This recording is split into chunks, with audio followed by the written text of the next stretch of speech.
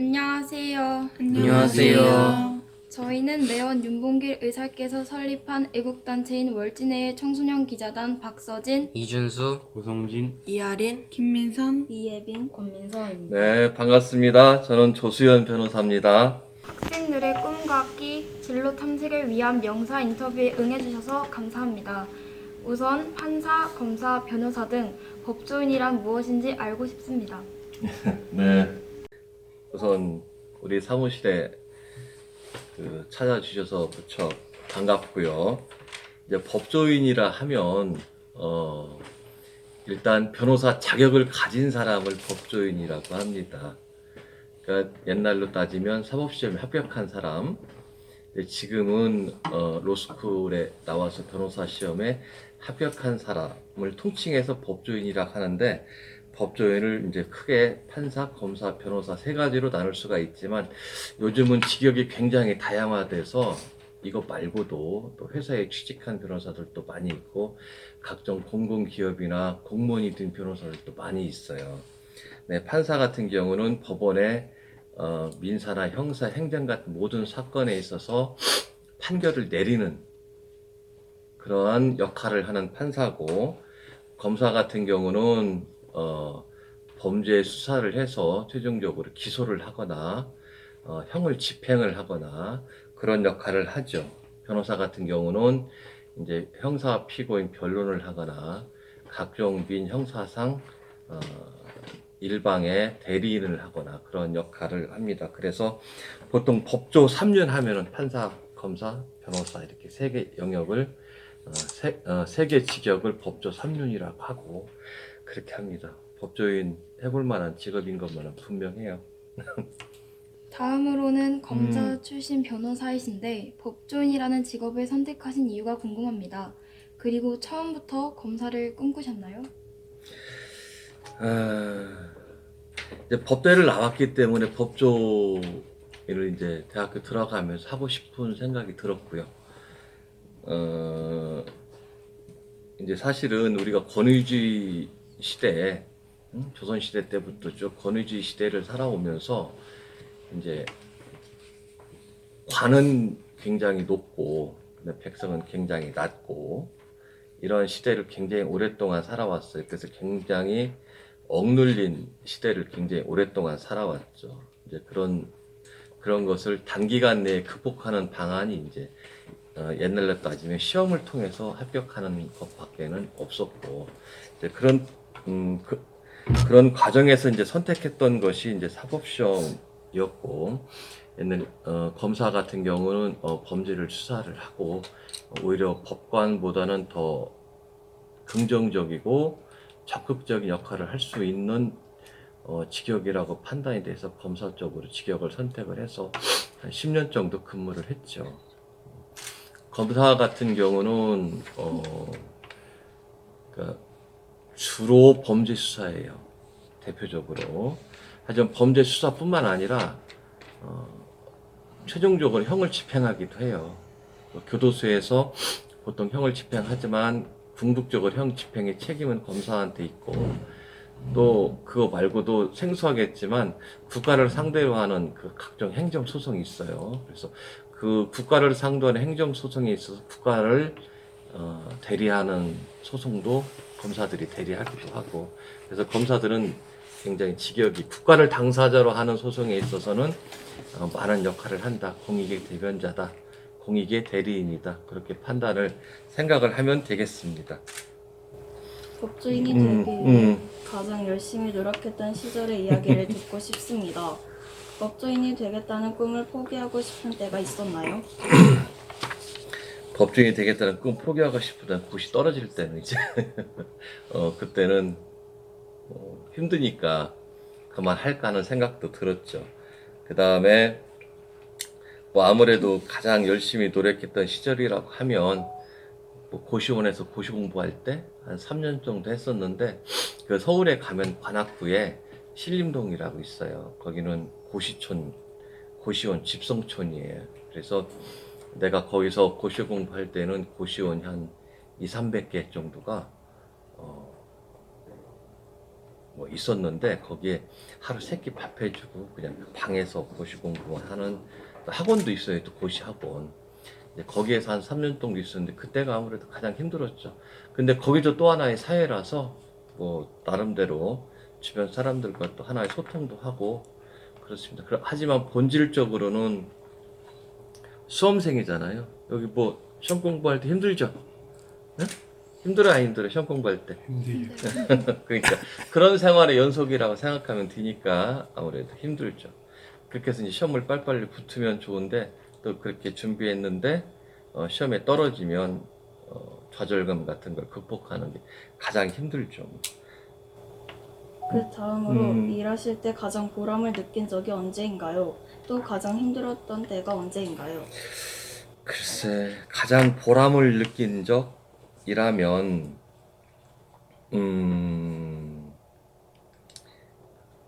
그 이제 나는 검사 생활을 했으니까 이제 검사하면은 보통 뭐 그 범죄자를 교도소에 이렇게 집어넣고 이런 생각만 하는데 가끔 억울하게 교도소에 들어가서는 안 될 사람이 이렇게 교도소에 구속돼서 들어오는 사람들이 있어요. 그러면 검사들은 그런 경우를 빨리 캐치를 해서 빨리빨리 풀어줘야 돼요. 그러니까 그런 절차를 가장 빨리빨리 밟아서 석방될 사람을 빨리 풀어주는 그런 역할을 적극적으로 하는 검사가 사실은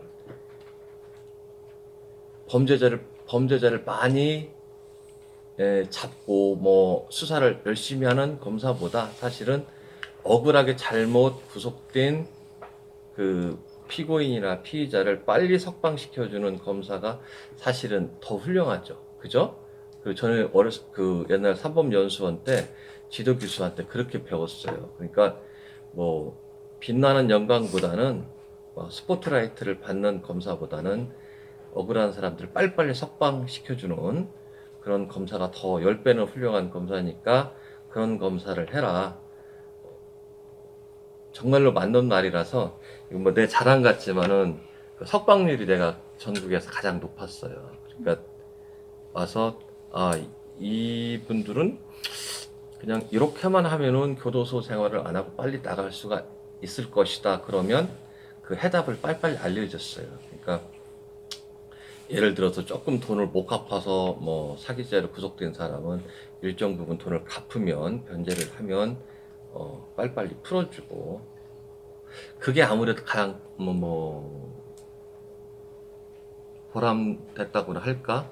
예컨대 상습 그 필로폰 그 투약한 사람이 있었어요. 그 사람이 있었는데 아들이 이제 밖에서 만성 신부전이었어요. 근데 이제 마약을 상습적으로 투약하는 사람은 석방을 잘 안 해주거든요. 근데 뭐 그것보다는 밖에서 만성 신부전으로 빨리 수술을 하지 않으면 생명이 위험한 아들 때문에 그냥 과감히 석방시켜준 것도 사실은 뭐 보람찬 일이었죠. 따지고 보면. 그 다음에 힘들었던 때라고 하면 이건 이제 대전에서 발생된 일인데 그 발바리 사건이라고 혹시 나중에 한번 인터넷으로 검색해 보세요.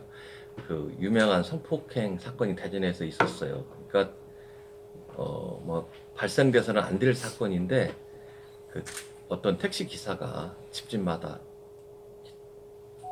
침입해서 주로 혼자 사는 여성들을 성폭행하고 돈도 뺏고 했던 사건이 대전에서 한 신고된 것만 한 120건 정도 같아요.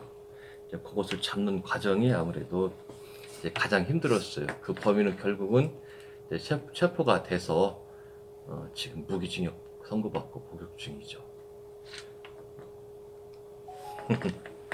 그 다음에 우리나라 헌법을 다 알아야 법조인이 될 수 있나요? 변호사님은 사법고시를 패스하셨는데 지금은 없어졌습니다. 변호사를 꿈꾸는 학생이라면 어떤 노력과 과정을 거쳐야 하는지 궁금합니다. 헌법은 기본적으로 다 알아야 됩니다. 그러니까 헌법은 뭐 고시 과목에 1차에도 있었고 2차에도 있었고 지금도 마찬가지예요. 그러니까 헌법은 뭐 기본적으로 뭐 거의 통으로 외울 정도로 공부를 많이 해야 되는 분야라서 헌법 중에서 가장 이제 중요한 부분이 기본권 관련 부분인데 국민의 기본권, 인간의 존엄성, 행복 추구권 이런 것은 굉장히 가치 있는 거예요. 그 다음에 지금은 조금 소홀히 이제 취급되는데 우리나라 그 헌법 체계의 기본은 자유민주주의예요. 그러니까 사회민주주의랑은 굉장히 대립되는 거라서 이 자유민주주의는 공기 같은 거라서 공기는 있을 때에는 우리가 공기의 소중함을 못 느끼지만 공기가 없으면 여기 지금 3분도 못 견디고 다 지금 우리는 숨을 거둬야 되는 입장인데 자유민주주의 같은 것이 사실은 마찬가지예요. 우리나라 기본적인 그 국가 구조, 헌법 체계는 자유민주주의라서 이것은 헌법 개정으로도 바꿀 수 없어요. 그렇기 때문에 항상 우리는 소중하게 생각해야 되고 기본적으로 북한의 사회주의 헌법이라든지 북한식 공산주의라든지 이것은 애초에 배격하는 헌법 체계예요. 그것은 우리 학생들이 분명히 알고 있어야 됩니다. 그러니까 북한은 우리의 그 하나의 같은 동포고 같은 형제 국가고 해서 우리가 도와주고 장차 평화적으로 통일해야 되는 대상인 것만은 분명하지만 그 북한식 사회주의 정치 체제를 우리가 따라서는 절대 안 되죠. 그것은 우리가 반드시 우리 가치관을 어린 학생들도 분명하게 알고 넘어가야 되는 부분이에요. 무슨 말인지 알았죠? 이것은 헌법 개정으로도 못 바꾸는 자유민주주의. 그러니까 이런 것을 항상 헌법 교과서 할 때 우리는 뭐 그냥 옛날 고시 공부할 때는 달달달 외울 정도로 다 그런 부분 공부를 해서 아주 철두철미하게 그런 부분. 뭐 바꿀 수 없는 거 사유재산제. 그러니까 이건 뭐 공산주의랑 안 되는 거야. 우리 사유재산제. 그러니까 사유재산제는 절대적인 권리는 아니기 때문에 공공복리에 적합해야 되는 그러한 내재적 한계는 따라야 되지만 사유재산제를 통으로 없앤다? 이것은 절대 안 되는 일이에요. 그러니까 사유재산제, 뭐 인간의 존엄성, 인간은 그 누구보다도 존엄해서 뭐 부속품이나 기계의 도구처럼 사용되어서는 안 된다. 뭐 고문 금지, 신체의 자유, 거주 이전의 자유 이런 것은 절대적으로 헌법 개정을 통해서도 바꿀 수 없는. 그 다음에 사법시험은 지금은 없어졌죠. 그러니까 사법시험의 장점은 뭐냐면 다른 건 안 봐요. 오로지 성적으로만. 시험 볼 때에도 그 이름을 쓰고 채점할 때는 그 채점관이 그 누군지를 모르게 다 가려요. 이름을. 그래가지고 그 1차는 이제 객관식이었는데 객관식은 여러분 그거 해봤죠? OMR 카드로 해서 쭉 자동으로 점수 나오는 거. 그 다음에 2차는 주관식인데 이제 그것은 그냥 필기시험, 오로지 이제 주관식으로 필기시험인데 그것은 이름을 쓰고 쭉 답안지를 적으면 그 이름을 띄어요. 그리고 이름과 답안지에 번호만 매겨서 채점하는 사람이 그 사람이 누군지를 모르고 채점을 했고 아주 안전장치를 해서 모든 것을 오로지 성적으로만. 그래서 또 그 후에 사법 그 연수원에서도 오로지 성적으로만. 그 다음에 검사 판사 임용도 전과가 없다면 성적으로만 했어요. 우리 때에는. 그렇기 때문에 그 성적 만능이냐 이런 얘기 나왔죠. 응? 인품이라든지 성품은 안 보고 뭐 성적으로만 하니까 성적 만능이냐 이 얘기 많이 나왔는데 공정성은 의심할 수가 없어요. 누구도 시비를 못 걸어요. 그냥 뭐 성적대로 성적은 싹 공개돼. 그러니까 안 되는 사람은 너 왜 안 되냐 하면은 너 몇 등이라 안 돼. 그러니까 승복할 수밖에 없죠. 인품을 여러분 계량화해서 점수로 산정할 수 있어요? 불가능하잖아요.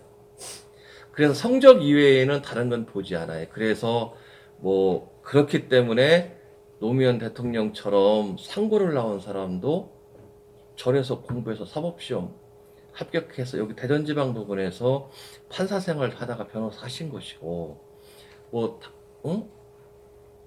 어느 대학교를 나왔나 안 나왔나 이거 따지지 않고 오로지 성적으로만 딱 전부 다 한 거예요. 그래서 서울대학교를 나왔어도 성적 나쁘면 다 떨어지고, 뭐 지방에 있는 어느 안 좋은 학교를 나와서 성적만 좋으면 다 되는 거예요. 응? 그러니까 가장 공정한 시험이 사실은 사법시험이었고 그랬죠. 그런데 그 시험이 없어지고 지금은 이제 로스쿨 제도가 돼서 로스쿨은 시험 가지고 물론 시험 성적도 보지만 그 이외에 다른 걸 많이 보는 것 같아요. 그러니까 예를 들어서 출신 학교 보고 이렇게 무슨 다른 성적 이외에 다른 걸 많이 보니까 지금 공정성에 대한 의문이 많이 생기는 거예요. 그건 굉장히 안 좋은 것 같아요. 제가 보기에는 부당하잖아요. 그래서 떨어진 사람이 제가 왜 떨어졌습니까? 라고 물어보면 대답을 못 해줘요. 너는 예를 들어서 너는 점수가 몇 점이라서 떨어졌어 하면 승복하잖아. 근데 너는 종합해서 보니까 몇 등이야 이렇게 하면 그럼 내가 왜 몇 등이냐면 너는 그냥 면접 점수가 보고 좀 내가 납득할 수 없는 어떤 요인을 가지고 얘기하면 승복이 돼? 응? 뭐 떨어졌으니까 할 말은 없겠지만 잘 승복이 안 되는 거지 사실은. 그러니까 그러한 계량화 될 수 없는 것들을 많이 집어넣으면 그만큼 공정성은 손해를 보는 거야. 그래서 이게 과연 앞으로 어떻게 정리되고 개선돼야 되는지. 지금 대학교 입학 수능 같은 경우 지금 대통령이 수시는 조금 불공정하니까 정시를 많이 확대해라 라고 지금 대통령께서 말씀을 하셨잖아요. 정시는 수학 능력 시험 가지고 대학교를 가는 것이고, 수시는 그거 말고 다른 여러 가지 스펙을 종합해서 이제 가는 학생부 종합전형 뭐 비슷한 거 이런 걸 가지고 가는데, 그게 사실은 학생부 종합전형 이런 걸 대학을 가는 게 사실은 모르겠어요. 이렇게 공정하냐고 물어보면 공정해요? 사실은 의문이거든. 왜냐하면 그 학생부 작성의 책임자는 누구냐면 교사한테 있거든요. 그죠? 학생이 자기가 쓰는 건 아니야. 그러면 성실한 선생님 만나면 잘 써주겠지만 그렇지 못한 선생님 만나면 그 반 전체가 잘 엉성하게 지는 거지. 그러니까 자기가 책임질 수 없는 영역에서 나를 판단하고 나를 지배하고 나를 시험에서 붙이기도 하고 떨어질 수 있다면 그것은 잘못된 거지. 개선돼야 되는 부분인데 지금 이게 사법고시가 없어지면서 지금 로스쿨 제도가 생기면서 이상한 방향으로 흘러갔어요. 지금 변호사가 되려면 로스쿨을 들어가야 되는데 로스쿨을 들어가려면 슬프지만 대학교를 일단 좋은 데를 가야 돼요. 응? 알았죠? 그게 현실이고, 그 다음에 또 니트 시험이라고 있어요. 그러니까 법학 적성 시험이라고 시험인가? 그게 있는데 거기에서 좀 고득점을 받아야 돼요. 그 두 가지를 잘해야 됩니다. 그래서 갑자기 사법시험처럼 중고등학교 때 조금 학업 좀 게을리해서 뭐 대학교를 조금 시원찮은 데를 나왔지만 나중에 나 한번 공부 좀 해보겠다 해서 한번 해서 법조인을 한번 해보겠다. 이 제도가 막혀 있어요 지금은. 그래서 관리된 학생만 법조인이 될 수 있는 길이 열렸다. 그래서 중고등학교 때부터 성실히 공부해서 좋은 대학 나와서 좋은 대학을 나와야 로스쿨에서 뽑아주니까 좋은 대학 나와서 또 니트 시험도 잘 봐가지고 이렇게 가는 그런 되니까 오히려 사법시험보다 공정성이라든지 그 자기 능력을 나중에 한번 발휘해보고 싶은 사람들에 대한 그 인생 역전의 사다리 같은 게 좀 없어진 느낌. 응? 그런 게 좀 없어. 그러니까 우리 학생들 같은 경우는 지금부터 만약에 법조인의 꿈을 갖고 있다면 지금부터 차분하게 준비를 하는 게 좋다. 근데 나는 사실은 개인적으로 이런 거 반대예요. 나중에라도 시험 봐서 될 수 있는 그런 길이 좀 열렸으면 좋겠어요. 그쵸? 그래서 늦게라도 저기 한번 좀 해보고 싶은 사람들은 노무현 대통령처럼 한번 할 수 있는 그런 길이 한번 열려야만 그게 오히려 더 꿈을 펼칠 수 있는 기회의 사회가 아닌가 그런 생각을 해요. 검사와 변호사의 역할이 어떻게 나뉘나요? 또 검사와 변호사가 재판을 준비하는 과정을 알고 싶습니다. 이제 검사와 변호사는 주로 형사법정에서 역할이 많이 나뉘죠.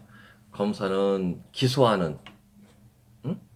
검사는 기소하는 역할을 하고, 이제 변호사는 방어하는 역할을 하죠. 재판 준비하는 과정은 뭐 비슷해. 기록을 철저히 보고 당사자 만나서 그 면담을 해서 충분하게 사건 내용 청취하고, 변호사는 당사자의 정상관계, 좋은 쪽을 많이 부각해서 변론하고, 검사는 그에 반대로 죄에 대해서 추궁하고 죄에 대해서 상응하는 형벌을 선고해달라고 하고, 변호사는 그렇지 않고 좀 선처해달라는 쪽으로 하고, 또 판사는 양쪽의 의견을 들어보고 적정한 형을 선고하고 그런 역할들을 해요. 그러니까 역할들을 하지만 궁극적으로는 뭐 역할은 다르지만 실체적 진실을 발견하고 적절한 형량을 선고하기 위한 과정에서 꼭 필요하죠. 처음 법정에 섰을 때 어떤 기분이셨나요? 그리고 가장 기억에 남는 재판은 무엇인가요? 처음 법정에 설 때는 좀 떨리죠, 아무래도. 그죠? 그러니까 더 철저히 준비를 해야 되고, 뭐 어떤 판사들 말로는 덜덜덜 자기가 떨려서 자기가 재판을 어떻게 진행했나 기억도 안 나는 판사들도 있어요. 그런 말 하는 판사들도 있고, 뭐 검사들도 막 떨리고, 변호사 당연히 뭐 떨릴 수 있죠. 기억에 남는 재판은 아무래도 아까 말했던 그 발바리 사건 같은 경우 기억에 남고 그렇습니다. 그래서 뭐 나 같은 경우는 옛날 검사 시절에 강력 사건 전담이어서 이런 학생들한테 말하기는 조금 무거운 사건인데 살인 사건 같은 거 많이 해서 그런 사건들은 이제 엄중한 형량들이 선고가 되기 때문에 대전에서도 그런 사건 많이 있었어요. 그러니까 그런 사건들이 많이 기억에 남죠. 뭐 지금도. 변호할 사람이 누가 봐도 나쁜 사람인데 그런 사람을 변호하신 적 있으신가요? 그런 경우 마음에 부담이 굉장히 클 것 같은데 어떤가요? 반대로 변호한 사람의 억울함이 풀렸을 때 어떤 기분이 드시나요? 그렇죠. 변호할 사람이 누가 봐도 나쁜 사람 있어요. 그러니까 뭐 예를 들기도 그렇죠. 누가 봐도 정말 좀 잔인하고 누가 봐도 손가락질 할 만한 그런 사람들 꽤 있어요. 뭐 여기 대전 교도소에 가면 사실 수두룩합니다. 그러니까 우리가 흔히 뭐 마약이나 뭐 이런 것은 그렇게 뭐 해서는 안 되지만 다른 사람에게 피해를 끼치는 범죄라고 보기는 어려워요. 근데 다른 사람들에게 굉장히 피해를 끼치는 범죄들이 있죠. 대형 사기 사건, 뭐 순진한 사람들을 꼬셔서 뭐 수천억대 사기 사건, 그다음에 수십 번 뭐 성폭력 사건, 뭐 이런 사건들 같은 경우는 누가 봐도 손가락질을 받을 만한 사건들이죠. 강도 사건 뭐 이런 거. 그다음에 잔인하게 사람을 폭행하고 지속적으로 그런 사건들은 누가 봐도 나쁘죠. 그런 사람들 변론할 때 있는데 이런 사람들 변론은 그냥 피고인과 같이 재판 입장에서 잘못했다고, 응? 다시는 뭐 이런 안 하겠다고, 하여간 반성하고 선처를 비는 방법 말고는 없죠, 뭐 사실. 그쵸? 마음의 부담 굉장히 크죠, 뭐. 하지만 선처를 비는 방법 말고는 없고, 그래도 변호사는 이런 사람들이 와서 변론을 의뢰할 때는 자기 개인 감정 가지고 그 변론을 거절하면 안 돼요. 응? 그래도 그 사람들의 그 어떤 유리한 점, 유리한 정상이 없는지 잘 파악을 해서 변론을 해주려고 노력을 해야 됩니다. 이게 변호사의 기본적인 마음 자세예요. 아, 저 사람 나랑 저 나쁜 놈 변론 안 해. 이건 변호사의 올바른 자세는 아니에요. 그죠? 그렇게 봐야 되고, 또 마찬가지로 뭐 변론해서 억울함이 풀린 경우 꽤 있죠. 뭐 무죄가 선고되거나 이런 경우 있을 수 있어요. 그런 경우에는 뭐 같이 그 의뢰인과 기쁨을 같이 나누고 그렇죠. 꽤 있어요. 지금 뭐 예컨대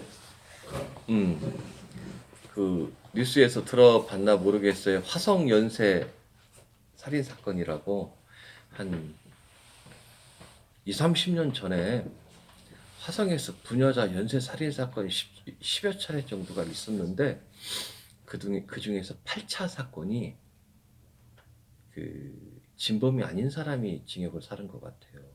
그것도 20년씩이나. 그 사람은 얼마나 억울하겠어요. 그죠? 그 진범이 자백을 한 거예요, 이번에. 이제 그런 일이 없도록 사실은 판사나 검사나 변호사나 최선의 노력을 기울여야 됩니다. 혹시 자백하는 사건도 수십 번 물어보고 확인하고 그런 절차를 기울여야 돼요. 그렇죠? 평소 만약 재판에서 패한 변호사는 어떻게 되나요? 재판에서 지면 굉장한 스트레스를 받으실 텐데 어떤 방법으로 푸시는지 궁금합니다. 스트레스 많이 받죠, 뭐. 재판에서 지면. 근데 질만한 사건이 예상되는 경우도 많아요. 그리고 완전한 패소는 또 오히려 또 드물어요. 예를 들어서 그 민사소송 같은 경우는 이제 원고가 100만 원을 청구를 하면 그 100만 원이 다 인용되면 상대방은 전부 패소죠? 근데 50만 원만 인용되면 반은 승리고 반은 패소잖아요. 반대편도 반 승리, 반 패소고 이렇게 일부 인용, 일부 패소인 경우가 대부분이에요. 그러니까 뭐 전부 패소, 전부 승소 이것보다는 일부 패소, 일부 인용이 많기 때문에 그래서 사실은 뭐 승소율 몇 프로다 변호사가 이렇게 과장광고하는 변호사들은 그 좀 가짜예요, 가짜. 그건 있을 수 없는 산정할 수 없는 거예요. 그러니까 어쨌건 재판에서 지는 경우에는 스트레스 많이 받죠. 뭐 그런 경우에는 제가 보기에는 운동이 가장 좋은 것 같아요. 뭐 걷고 나 같은 경우 이렇게 뚱뚱해도 배드민턴 같은 거 좋아하는데 그런 거 치고 그렇게 해서 스트레스 풀죠. 그다음에 평소 의뢰가 없을 땐 어떤 일을 하시나요? 의뢰가 없을 땐 놀아요. 솔직히. 아까 얘기했죠. 배드민턴 치고 등산도 가고 친구들도 만나고 여행도 가고 그렇죠. 뭐.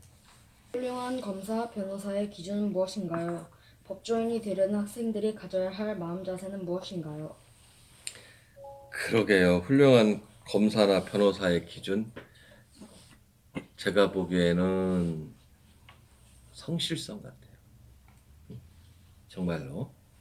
그러니까 의뢰인이라 뭐 가족처럼 생각을 하고 정말 성실한 변론, 성실 변론이 최고인 것 같아요. 특히 검사 같은 경우는 진실이 무엇인가를 파악하기 위한 노력을 게을리해서는 안 돼요. 그렇지 않으면 아까 말했던 그 화성 연쇄 살인 사건에 그 억울하게 옥살이하는 그런 사례가 또 생깁니다.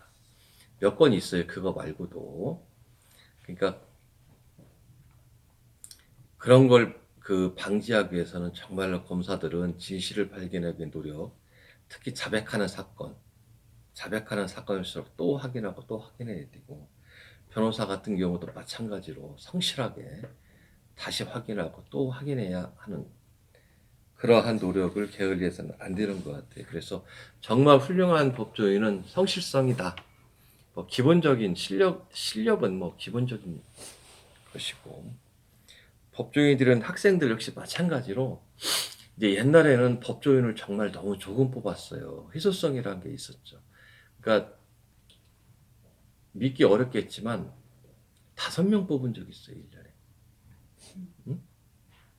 그게 5명을 뽑으니 이건 뭐 다 떨어지라는 시험이잖아요. 그러니까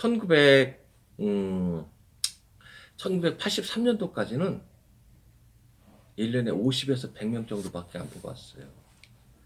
그러니까 변호사라고 하면은 얼굴 보기도 힘든 직업이었죠.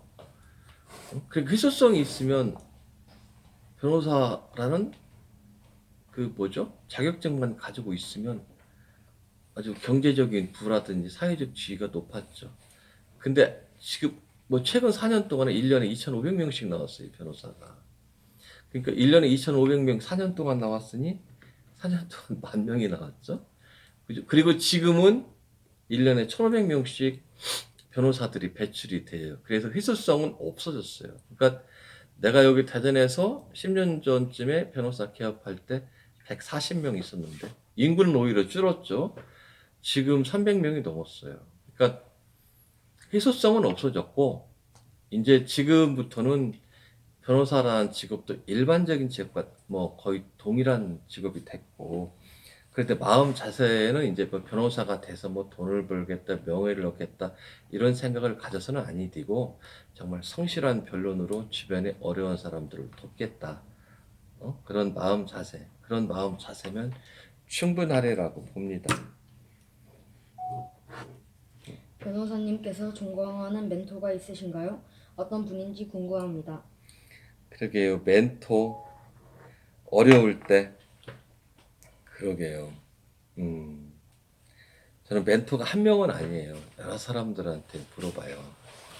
그러니까 그 친한 형님도 있고 뭐 여기서 실명을 거론하기는 어렵지만 어려울 때 꼭 물어보죠. 이거 할 때는 어떻게 했으면 좋겠는지, 저거 할 때는 어떻게 했으면 좋겠는지. 사실은 가장 상의를 많이 하는 사람은 이제 집에 있는 와이프랑 가장 많이 상의를 하죠. 가장 먼저 많이 상의를 하고 또 뭐 가족들한테도 물어보고 여기 동료 변호사들한테도 물어보고 여러 사람들한테 물어보죠. 어떤 특정한 한 개인한테 물어보질 않고요. 그런 면에서 멘토라고 하면 여러 사람이 있을 수 있겠고 어떤 특정한 한 명에게 의존해서 어떤 의사결정을 하지 않고 여러 사람들한테 교차적으로 물어보고 그렇습니다.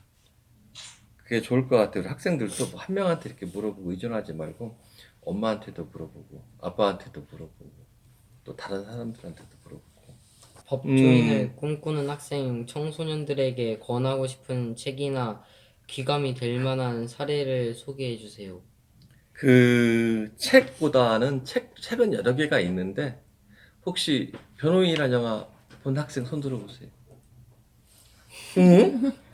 이 변호인이라는 영화 굉장히 유명한 영화인데 그 영화 한 편 한번 찾아서 한번 보세요. 그러니까 옛날 노무현 대통령과 관련된 영화인데 그 부산에서 있었던 그 1980년대 초반에 그 사건이에요. 수사기관의 고문을 통해서 얻은 그 자백이 법정에서 어떤 효력을 갖는지, 그 다음에 그 법관과 검사가 권력에 얼마나 나약했던 존재들이었는지, 그 다음에 그 변호사 혼자 그 인권 변호사가 혼자 그 처절했던 그 노력, 그런 것들이 사회에 어떤 영향을 미쳤는지 한번 변호인이란 영화를 꼭 한번 보고 그 변호인을 통해서 그 법조인의 꿈을 한번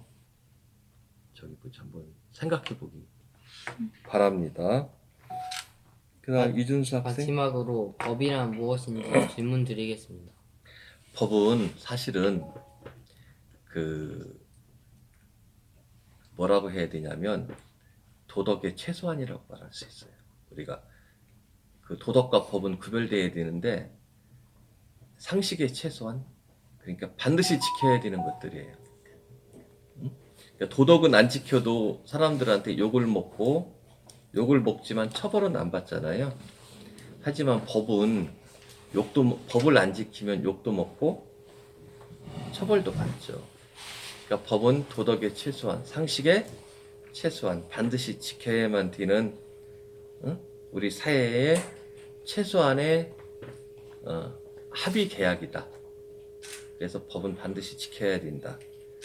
다만 권력의 자의에 의해서 만들어낸 악법은 어떻게 해야 돼요? 그것은 뭐 안 지켜야 된다라고 말해서는 안 되고 그것은 저항의 대상이다. 그래서 현명한 시민들은 그것이 악법인지 아닌지에 대한 비판할 수 있는 시민의식, 그런 것을 꾸준히 함양해야 되고, 단순히 뭐 수동적이고 소극적이고 순응하는 그런 시민이 아니고 깨어있는 시민이 되려면 공부도 많이 해야 되고 학습해야 되고 토론도 많이 해야 되고 독서도 많이 해야 되고, 그래야 권력이 함부로 시민을 억압하고 누르지 않는다. 법이란 이름으로 함부로 지배하지 않는다. 그죠? 그래야 법도 사람의 얼굴을 하고 있고, 그죠? 정의의 얼굴을 한 법만이 우리를 지배할 수 있다. 그러니까 시민도 노력해야 되고 법을 만드는 권력도 노력해야 되고. 이해할 수 있죠? 네. 하여간 오늘 우리 학생들 우리 사무실에 와줘서 일요일인데도 불구하고 고맙고 반갑습니다. 고생했어요. 다 같이 박수.